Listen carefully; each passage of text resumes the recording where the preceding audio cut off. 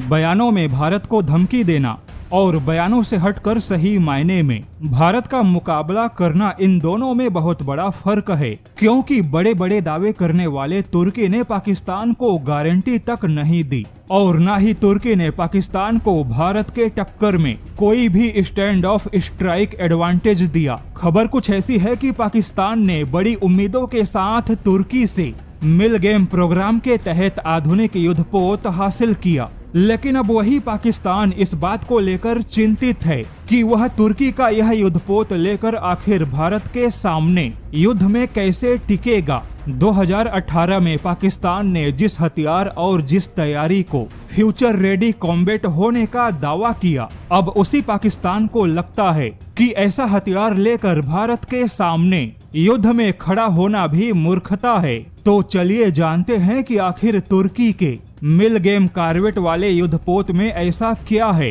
या ऐसा क्या नहीं है कि खुद पाकिस्तान को लगता है कि वह फंस गया। जैसा कि आज का युद्ध बदल चुका है, अब कोई भी समुद्री युद्ध नजदीकी लड़ाई नहीं रही, बल्कि लॉन्ग रेंज मिसाइल डोमिनेंस का खेल बन चुका है। जैसा कि भारत के पास में सभी युद्धपोत से लॉन्ग रेंज मिसाइल फायर की क्षमता है, लेकिन भारत के युद्धपोत में शामिल मिसाइलों के टक्कर में पाकिस्तान के मेड इन तुर्की युद्धपोत में ऑफेंसिव या डिफेंसिव क्षमता बहुत ही सीमित है। जहां भारत के युद्धपोत आज के तारीख में स्टैंड ऑफ स्ट्राइक एडवांटेज क्षमता की वजह से काफी दूर से ही हमला कर सकते हैं, लेकिन तुर्की ने मिलगेम के तहत जो भी युद्धपोत पाकिस्तान को दिया, उसमें किसी भी मिसाइलों की रेंज 120 किलोमीटर से ज्यादा नहीं है। यानी पाकिस्तान को मिले तुर्की के इस युद्धपोत में सबसे लंबी दूरी के मिसाइलों की जो रेंज है वह केवल 120 किलोमीटर ही है।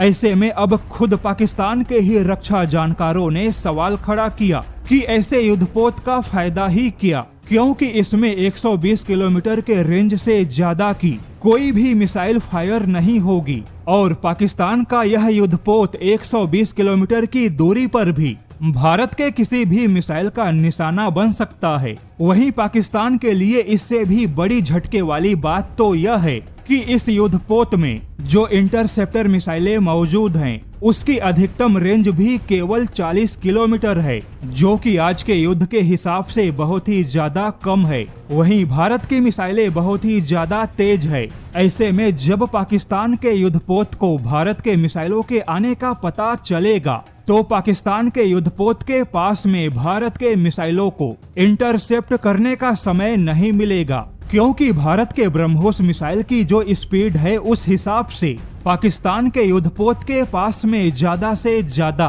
35 सेकंड का ही समय होगा और इतने कम समय में भारत के किसी भी मिसाइल को रोकना संभव नहीं होगा। अब देखा जाए तो पाकिस्तान चिंतित है, क्योंकि पाकिस्तान ने तुर्की से 2018 में यह डील फाइनल की, किंतु 2026 के युद्ध का खतरा बदल चुका है, क्योंकि अब के युद्ध लॉन्ग रेंज मिसाइल के डोमिनेंस में शिफ्ट हो गए। किंतु तुर्की से मिला पाकिस्तान का युद्धपोत किसी भी एंगल से आज के युद्ध के हिसाब से ऑप्टिमाइज्ड नहीं है, क्योंकि पाकिस्तान के युद्धपोत में ना तो लॉन्ग रेंज की ऑफेंसिव मिसाइल है और ना ही कोई लॉन्ग रेंज का इंटरसेप्टर ही मौजूद है। तो ऐसे में अगर पाकिस्तान इस युद्धपोत के साथ भारत की नौसेना के सामने आता है, तो फिर यह युद्धपोत भारत के अटैक से बच नहीं सकता।